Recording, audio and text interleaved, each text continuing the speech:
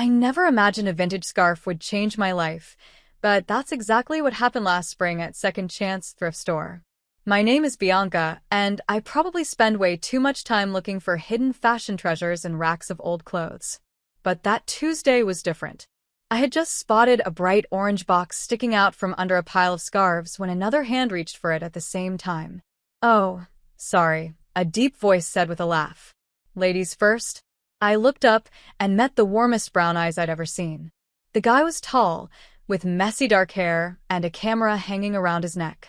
He had that artsy look that always made my heart flutter. "No, go ahead," I said, trying to sound calm even though my pulse was racing. "I was just being curious." "Actually, I could use your opinion," he said, picking up the box and opening it carefully. Inside was a perfect silk scarf with swirls of blue and gold. "I'm doing a vintage-themed photo shoot tomorrow, but I don't know anything about fashion. Is this something special?" I couldn't hide my excitement. "That's a real Hermes scarf from the 1970s. See the hand-rolled edges and the artist's signature? It's probably worth at least $800. His eyebrows shot up. "And it's priced at $50? How do you know all this?" "I'm kind of a fashion nerd," I admitted with a smile. "I can spot designer pieces from across the room." "I'm Bianca." "Sonny Owen," he said, shaking my hand. "Fashion nerd, meet photography nerd. Would you want to grab a coffee and teach me more about vintage fashion? I could really use your help for this shoot." That's how it all started. The coffee turned into dinner, dinner turned into dates, and 4 months later, I was completely in love with Sonny. Everything felt perfect until I met his sister, Rosalie.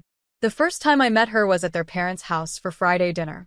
I had spent hours picking the perfect outfit, a vintage Toledo von Furstenberg wrap dress I'd found for $100. Sonny's parents, Brianna and Francis, were warm and kind, but Rosalie's smile didn't quite reach her eyes. "Oh, how creative of you to wear second-hand clothes," she said, sipping her wine. "I could never." Who knows where they've been? "Rosalie," Brianna said, her tone warning. Rosalie just shrugged. "I'm just saying, if you're going to be part of the Owen family, you might want to upgrade your wardrobe. We have certain standards to maintain." I felt my face go hot as Sonny gave my hand a quick squeeze under the table. "Actually, Bianca has an amazing talent for fashion," he said. "She's helping style my upcoming magazine shoot." "Really?" Rosalie's perfectly shaped eyebrows lifted. "How interesting. You know, I just got engaged to Paul Will. Of Will Industries, of course. We're planning the wedding of the season." Something about her tone made me uneasy, but I tried to shake it off. This was Sonny's sister, after all. I needed to make a good impression. Later that night, as Sonny drove me home, I noticed him glancing at me, looking concerned. "I'm sorry about Rosalie," he said. "She can be a lot sometimes." "It's fine," I replied, even though it wasn't. "She's probably just being protective of her family." What I didn't tell him was how Rosalie had been watching me all night, studying everything I said and did. I didn't mention how she'd cornered me in the kitchen, firing off questions about my life, my job, and my future plans. And I definitely didn't tell him about her reaction when I mentioned wanting a small, simple wedding someday, the way she smiled, like I'd just handed her some kind of weapon. I didn't realize then that this was just the beginning. Rosalie Owen was about to turn my life into her own personal chess game. Looking back now, I wish I'd seen it coming. Just like vintage treasures, people can have a history, sometimes, one filled with hidden darkness beneath their shiny exterior. The next few weeks were a blur of family dinners and polite, forced smiles. I kept hoping things would get better with Rosalie, but every interaction left me feeling more like an outsider. Tonight was supposed to be different.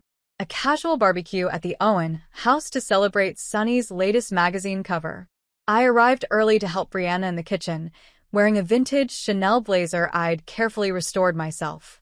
As I chopped vegetables, Brianna touched the fabric of my blazer, smiling warmly. "You have such a gift, Bianca," she said. "The way you bring these old pieces back to life. I hope you know Francis, and I think you're wonderful for Sonny." Before I could respond, Rosalie swept into the room, looking like she'd stepped straight out of a Gucci ad, wearing what seemed to be the entire latest collection. "Mother," she said, her voice sharp, Paul is bringing his parents tonight. Did you remember the expensive wine I asked for? I thought this was just a family dinner, I said, trying to keep my tone light. Rosalie let out a cold laugh. Oh, didn't Sonny tell you? I turned it into an engagement celebration. Paul's father is considering using Sonny's photography for their company's new campaign. She reached out and touched the sleeve of my blazer, her smile as icy as her laugh. Is this secondhand? How brave of you. I felt my jaw clench, but before I could say anything, Sonny walked in and wrapped his arms around me from behind. Hey, beautiful. That blazer looks amazing on you. It should, Rosalie said, her voice dripping with sarcasm. The real thing costs around $20,000. She turned to her mother. We need to set up the formal dining room instead of eating outside. The Wills aren't exactly the barbecue type. I saw Brianna's face drop. She'd spent the whole day preparing Sonny's favorite grilled dishes. No one understands how important this is for the family, don't you? Rosalie said sweetly, but her sharp eyes were locked on Sonny. Maybe we can do both. Sonny offered, his tone uncertain. Set up inside, but still keep some food on the grill. I felt my heart sink as Brianna quietly started moving the dishes indoors. This was supposed to be Sonny's celebration, but once again, Rosalie had taken over, just like she seemed to be doing with every other part of our lives. During dinner, I ended up sitting between Paul's mother, who kept asking if my blazer was some sort of costume, and Rosalie, who didn't miss a chance to brag about the high-end designer boutiques she was considering for her wedding dress. Of course, Bianca probably has some creative ideas for her own wedding, Rosalie suddenly said, turning to me with a fake smile. What were you thinking? Something vintage, I assume? The table went quiet. Sonny and I hadn't even talked about marriage yet. I felt my face heat up as everyone waited for me to answer. I haven't really. Oh, that's right. Rosalie cut me off. You haven't set a date yet. Or even gotten engaged. She reached over and patted my hand. Don't worry. When it happens, I'll help you plan everything. I'll have plenty of experience after my wedding. Francis cleared his throat, clearly uncomfortable. Rosalie, maybe we could focus on celebrating Sonny's success tonight. Of course, Daddy. Rosalie raised her glass with a smile. To Sonny's success. And to family. Later, as the guests were leaving, I overheard Rosalie talking to Paul in the hallway. Poor thing, she said, her voice low but sharp. She tries so hard to fit in, but you can't buy class, can you? I mean, showing up in second-hand clothes to meet your parents. She seemed nice enough, Paul replied, his tone polite. And that blazer was actually quite elegant. Oh, honey, you're too kind, Rosalie said, laughing lightly. But trust me, she's not Owen material. Sonny will figure that out soon enough. My stomach twisted as I slipped away before they could see me. My hands shook as I gathered my things in the kitchen. I found Francis at the sink, quietly washing dishes. Without looking up, he said softly, "Don't let her get to you." Some people mistake cruelty for sophistication. I nodded, unable to speak past the lump in my throat. As I waited for Sonny to drive me home, I caught my reflection in the window. For the first time, my beloved vintage blazer didn't feel like a statement. It felt like a costume. I started to wonder if loving Sonny was worth the cost of fitting into his world. What I didn't realize then was that Rosalie was far from finished. Her next move would force me to choose between keeping the peace and standing up for myself. The moment everything changed happened at the Owen family lake house. Sonny had proposed the night before, during a beautiful sunset that felt like something out of a dream. I should have known Rosalie wouldn't let me enjoy even a full day of happiness. I was helping Brianna in the kitchen when I realized I'd left my engagement ring upstairs after washing my hands. I went to Sonny's old bedroom to grab it, but as I got closer, I heard Rosalie's voice through the slightly open door. "This timing is perfect," she was saying. "Now I can use all of Bianca's wedding ideas for my own. She'll never suspect I've been collecting them for months."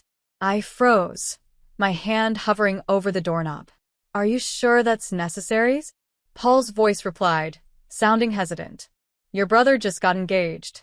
"Oh, please," Rosalie said with a dismissive laugh. Their wedding is going to be some quirky vintage affair. I'm doing everyone a favor by turning her ideas into something actually sophisticated. Besides, Sunny's told me everything. Her dress design, the venue she wants, even the antique lace she found for the veil. My stomach twisted. Those were private moments I'd shared with Sunny, dreaming about our future together. He had promised to keep them just between us. Speaking of which, Rosalie added, I already called her dream venue and booked it for the weekend before their date. The deposit cleared this morning. Won't that seem a little obvious? Paul asked, sounding uncomfortable. That's the best part, Rosalie said smugly. She'll look crazy if she accuses me of copying her. Everyone will think she's the one trying to steal ideas from me. I must have made a noise because the conversation suddenly stopped. Heart pounding, I turned and hurried back downstairs, gripping the railing tightly to steady myself. In the kitchen, Sunny was helping his mom toss a salad. He smiled when he saw me, but his smile quickly faded when he noticed the look on my face. Hey, what's wrong? He asked, concern in his voice. Can we talk? I said, my voice shaking despite my effort to sound calm. Privately, out on the deck, the lake sparkled in the bright summer sun, mocking me with its peaceful beauty. I turned to face Sunny, trying to hold back the storm of emotions building inside me. Have you been telling Rosalie about our wedding plans? I asked, my voice tight. Well, yeah, he said, looking confused. She's been really interested lately. She said she wants to help. Isn't that a good thing? I shook my head, my frustration spilling over. She's planning to steal everything, Sunny. I just heard her talking to Paul, I said, my voice trembling with anger. She's already booked our wedding venue. The one I showed you in private.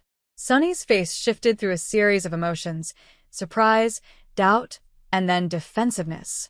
Come on, he said. That's got to be a misunderstanding. Rosalie wouldn't. Wouldn't what? I snapped. Deliberately try to hurt me? That's all she's done since I met her. The words spilled out before I could stop them. You're overreacting, he said, using a calm, dismissive tone that made me want to scream. She's my sister, Bianca. She's just excited about weddings right now. Before I could respond, Rosalie appeared in the doorway, wearing an expression of fake concern that made my skin crawl. Is everything okay out here? She asked sweetly. I thought I heard raised voices. Did you book Spring Arbor of Fredericksburg for your wedding? Asked her directly. Oh, that, she said, flashing a bright smile. Yes, isn't it perfect? I remembered how much you loved it when you mentioned it at dinner last month. I hope you don't mind, great minds think alike, right? I turned to Sunny, waiting for him to say something, anything to defend me. He shifted uncomfortably, avoiding my eyes. Maybe we could all just, he started. Just what? I interrupted, my voice shaking as I slipped off my engagement ring. Just pretend this isn't happening? Just let her steal every part of our wedding like she's been planning for months. Bianca, don't be dramatic, Rosalie said, her voice dripping with fake concern. If you're not ready to plan a wedding, just say so. I placed the ring on the deck railing, my vision blurred with tears. You're right, I said, my voice breaking. I'm not ready. Not for this family, not for a husband who won't stand up for me, and definitely not for a sister-in-law who treats my life like it's her personal catalog. As I turned to leave, I heard Sunny call my name, but it was Rosalie's voice that followed me, cold and smug. See? I told you, she wasn't Owen material. I got in my car and drove away, not knowing where I was headed. What I didn't realize then was that this wasn't the end. It was the start of something new, something I hadn't seen coming. 5 days later, while I was at work sorting through vintage dresses, Francis Owen walked into my shop. He looked completely out of place, his expensive suit a sharp contrast to the worn wooden floors and racks of second-hand clothes. Interesting place you've got here, he said, running his finger along a 1960s Dior dress. Brianna mentioned you restore these. I nodded, unable to speak. Was Francis here to convince me to come back? To defend Rosalie? Sunny's been miserable, he said, but his tone wasn't harsh. Though I suspect that's not entirely because of losing you. What do you mean? I asked quietly. The Wills pulled their advertising campaign, he explained. Apparently, Paul had concerns about working with our family. He picked up a vintage brooch from the display case, turning it over in his hand. Rosalie is blaming you, of course. My hands froze on the dress I was mending. I haven't spoken to Paul. No, but Paul isn't blind or stupid. Francis set the brooch down carefully. He came by the house yesterday, asking questions about Rosalie's sudden interest in vintage weddings and unique venues. Before I could respond, the shop door chimed. Sonny walked in, stopping short when he saw his father. Dad, what are you doing here? Just leaving, actually, Francis said, squeezing my shoulder as he passed. Remember what I said about authenticity, Bianca? Some things can't be copied, no matter how hard people try. After he left, Sonny and I stood there in uncomfortable silence. He looked exhausted, his usually neat hair messy, like he'd been running his hands through it. You left your ring, he said finally. You left me to face my sister alone. I shook my head, picking up a damaged silk scarf and focusing on its torn edges. She's been systematically trying to ruin anything good in my life, and you've been letting her. Helping her even. She's my sister, he said, sounding defensive. And I was supposed to be your wife, I said, my voice cracking on the last word. But you couldn't even tell her to stop when she was stealing our wedding plans? He sighed and ran a hand through his hair again. I didn't think. He trailed off, clearly frustrated. Look, I brought something to show you. He pulled out his phone and handed it to me. It was a series of texts from Rosalie. My stomach twisted as I read them. Detailed questions about my wedding ideas, references to private conversations Sonny and I had shared, and even photos she'd asked him to take of my design sketches. See? She was just excited about wedding planning, Sonny said, like that explained everything. She wanted to help. I stared at him, the realization hitting me like a cold wave. He truly didn't see what was happening, or worse, he didn't want to. Your father said Paul pulled the advertising campaign, I said, my voice quiet but firm. I spoke softly, my voice barely steady. Did you ever stop to wonder why? Sonny's face darkened with confusion. Rosalie said you must have said something to Paul. Of course, she did, I said, letting out a bitter laugh. And you believed her. Just like you always do. The shop door chimed again, and this time it was Paul. He looked uncomfortable but determined. Sorry to interrupt, he said, glancing between us. Bianca, could we talk about Rosalie? Sonny immediately stepped between us. Whatever she told you about my sister, it's not true. She hasn't told me anything, Paul cut in, his tone firm. That's why I'm here. I need to know if I'm making a mistake trusting Rosalie. The irony wasn't lost on me. Rosalie's fiancé coming to me for the truth, while her own brother stood there defending her lies. I turned to Sonny, giving him one last chance. Do you want to tell him about the texts? About how your sister has been planning to steal my wedding, piece by piece? Sonny didn't say a word. His silence spoke louder than anything he could have said. I took a deep breath, blinking back tears. I think you should go, I told him, my voice breaking. Both of you. Whatever Rosalie is or isn't doing, it's not my problem anymore. As they walked out, I heard Paul ask Sonny, did you really not see what she was doing to Bianca? I didn't hear Sonny's response, but I didn't need to. His silence had already told me everything I needed to know about where his loyalties lay.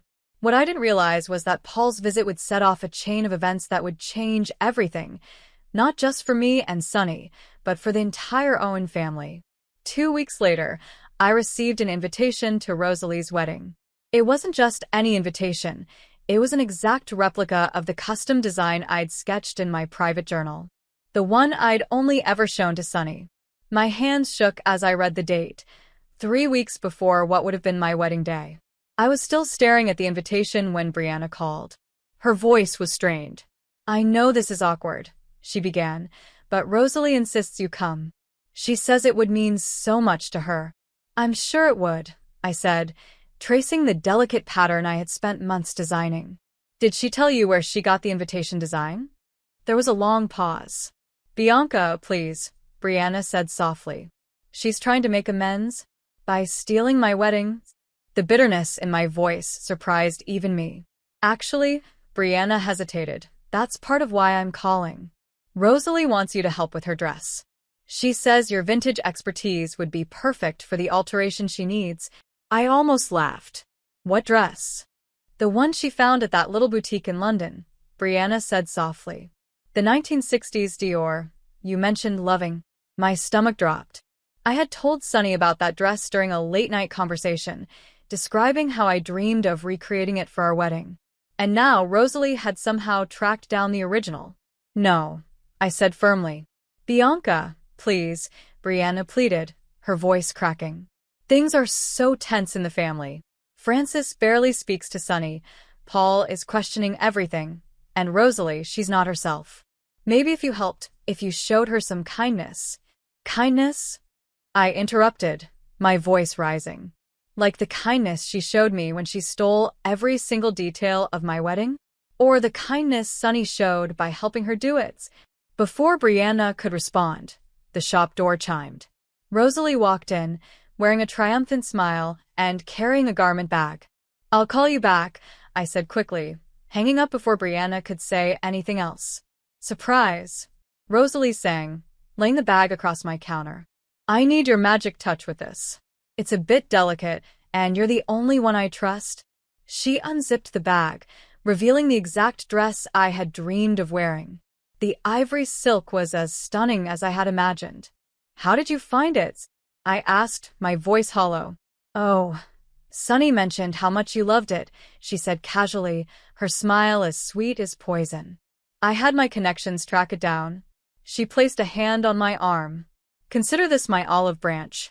Help me with the alterations, and maybe we can put all this unpleasantness behind us. I stared at her, and for the first time, I saw everything clearly. This wasn't about a wedding. This was about control, about breaking me, piece by piece. No, I said quietly. Excuse me? She asked, her voice sharp. I said no. I zipped the garment bag closed and pushed it back toward her. Take your dress and get out of my shop. Her smile vanished. You're being ridiculous.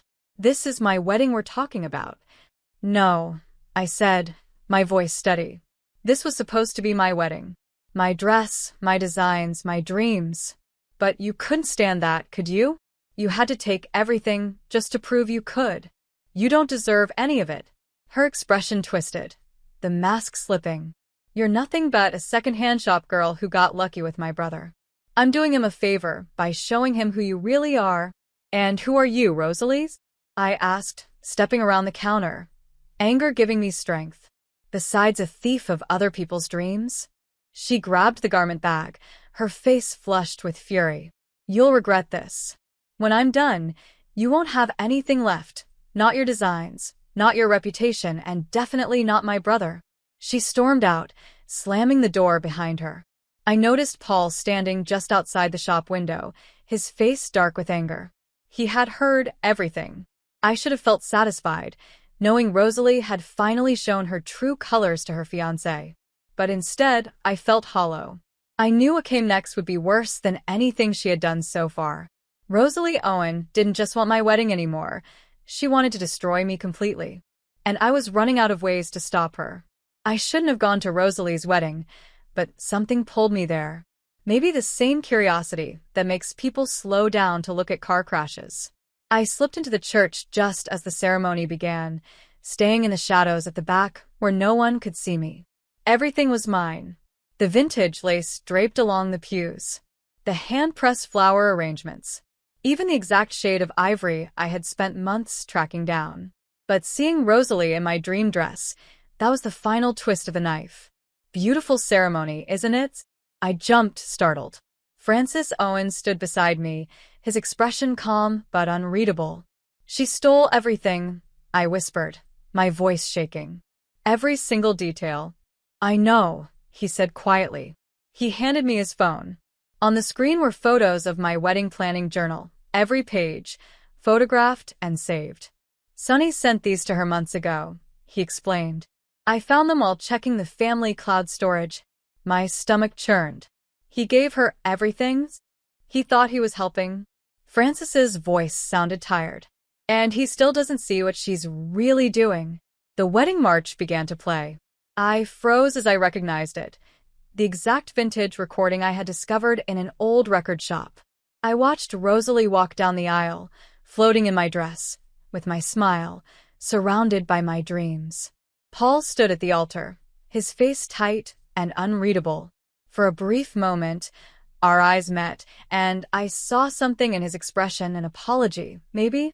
Then Rosalie reached him, and the ceremony began. I should have left then. But I stayed, rooted to the spot, watching as the priest asked the question, "Does anyone have any objections?" The silence was heavy, almost suffocating. Then Paul cleared his throat. "I do," he said quietly. "I object." The church erupted into whispers. Rosalie's face went pale. "Paul," she stammered, her voice unsteady. "What are you doing?" He turned to her, his voice firm. "I can't marry someone who builds their happiness on someone else's pain." He faced the guests, his words cutting through the tension. Everything about this wedding was stolen. The dress, the decorations, even the music. It was all copied from Bianca's plans. Plans that Rosalie took without permission. That's ridiculous. Rosalie's voice rose, sharp and defensive. "Sonny, tell them." Sonny stood from his seat in the front row, looking utterly confused, caught between his sister and the truth. "I just shared some ideas with you," Sonny said, his voice shaky. "You told me you wanted to help." "Help?" Paul let out a bitter laugh. "Is that what you call tearing apart your brother's relationship and stealing every detail of his wedding?" "It's not stealing if he gave them to me," Rosalie shouted, her mask finally slipping. Her voice turned cold. "Besides, I did her a favor. Someone like her doesn't deserve an Owen family wedding. She's nothing but a second-hand shop girl who has more class in her little finger than you'll ever have," Francis interrupted, his voice ringing out over the stunned guests. "And who just showed everyone in this room who you really are." The silence that followed was overwhelming. I looked around at the guests, their faces filled with shock. Paul stood with quiet dignity. Sonny looked like he was finally starting to understand the damage that had been done. But it was Rosalie's face that stopped me, pure, unfiltered hatred aimed directly at me. "You," she snarled, pointing at me. "You planned this. You turned everyone against me." She lunged, but not at me. Instead, she grabbed the vintage lace runner from the nearest pew and yanked it hard. Flowers and candles toppled to the floor, shattering and scattering everywhere. In seconds, she was ripping through the decorations, destroying everything she had stolen. "Rosalie, stop!" Sonny shouted, grabbing for her arm, but she shoved him away. "This is your fault," she screamed at me. "You took everything from me, my brother, my fiancé, my family's respect. I'll make sure you never have anything of your own." It took security to finally pull her away. I caught Sonny's eye, and the guilt and shame on his face should have felt like a victory. Instead, it just made me feel hollow. As the chaos swirled around me, I slipped out unnoticed. But as I reached the door, I heard Rosalie's final scream. "This isn't over, Bianca. I'll make you pay for this." Walking home in the fading light, her words echoed in my mind. She was right about one thing: it wasn't over. Now I had to decide if protecting myself was worth the risk of destroying what little was left of the Owen family. And the truth was, I wasn't sure I could live with either choice. The next morning, as I opened the shop, I found Rosalie waiting outside. She wasn't wearing her usual designer clothes, just jeans and a plain sweater that made her look almost normal. "We need to talk," she said quietly. I unlocked the door and let her in. The shop felt strange, like it was holding its breath for what was about to happen. "I lost everything yesterday," Rosalie said, running her fingers along a rack of vintage dresses. "Paul won't take my calls. Mother can't even look at me. And Sonny," her voice broke, but she quickly recovered. "I didn't make you do any of it," I said firmly, watching her closely. I kept the counter between us, keeping my voice steady. "You chose to steal my wedding plans. You chose to lie. Because you took my brother from me." Rosalie whirled around, her calm facade cracking. "He was all I had, And then you just walked in with your perfect vintage finds, your creative talent, and your authenticity. She spat the word like it was venom. Sonny made his own choices, I said firmly. Did he? She sneered, pulling out her phone. Because he's outside right now, ready to choose again. My heart dropped as Sonny walked in, his face filled with guilt, looking caught between the two of us. Tell her, Rosalie demanded. Tell her what you decided. Sonny avoided my gaze. The family needs to heal, Bianca. We need to move on from this. Maybe if you apologized to Rosalie. Apologized? The word felt like shards of glass in my throat. For turning Paul against her, he continued, for humiliating her at the wedding. I stared at him, feeling the last shred of hope I had for him crumble. You still don't get it, do you? I said quietly. She didn't just steal my wedding plans, Sonny. She tried to steal my entire life, and you helped her do it. I never meant. No, I cut him off. You never meant anything. That's the problem. I turned to Rosalie. You want an apology? Fine. I'm sorry I ever thought I could be part of this family. I'm sorry I wasted months loving someone who couldn't even see what was right in front of him. That's not good enough, Rosalie snapped, her voice shaking. You destroyed my life, so now I'll destroy your business. I've already called every supplier in the city and told them you sell knockoffs as authentic vintage. Actually, a new voice interrupted. You won't be doing that. Paul stood in the doorway, holding a folder. I recorded everything, Rosalie. Every threat, every lie, every attempt to ruin Bianca's reputation. I think the police would be very interested in this pattern of harassment. Rosalie's face turned pale. You wouldn't. Try me, Paul said, his voice cold as steel. The only reason I haven't handed this over already is because of Bianca. She asked me to wait, to give you a chance to walk away. Sonny turned to me, his voice soft. Is that true? I nodded. I didn't want to destroy your family, Sonny. I just wanted to protect myself. Bianca, he reached for my hand, but I stepped back. No. We're done. All of us. I looked at Rosalie, my voice firm. Take your brother and go. Build whatever story you need to explain your failed wedding. I don't care anymore. You're making a mistake, she said, but her voice wavered. The only mistake was thinking I needed any of this. I opened the door. Goodbye, Rosalie. Goodbye, Sonny. They left silently, Sonny casting one last desperate look over his shoulder. Paul stayed behind, watching me carefully. You could have destroyed them, he said quietly. Why didn't you? I picked up a vintage silk scarf, the one that had started it all. Because I don't want to be like her, I said softly. Some things are worth more than revenge. What will you do now? Paul asked. I smiled, feeling lighter than I had in months. What I've always done, find beautiful things that others threw away and give them new life. Just maybe not for the Owen family anymore. As Paul left, I flipped the shop sign to open.